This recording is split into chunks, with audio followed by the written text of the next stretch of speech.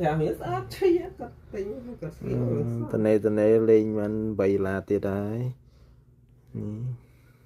sao tao game lôi rồi cả lên nhà chạy tô nhập bán này buôn mơn một pon buôn rồi đập môi vật tụ buôn mơn đập môi cài mà còn bày là nè buôn mơn cài mình bày là rồi nhưng được trồng tỏi bày là continue ok rồi chúng mìnhចូលទៅវិញនេះមិនសល់1411ផ្កាយទៀត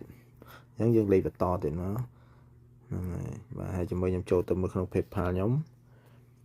លុយចូលមកនៅ$32ចាំមើលមកសន្ទុះទៀតមើលមកសន្ទុះទៀតឃើញលោតចូលមកហើយ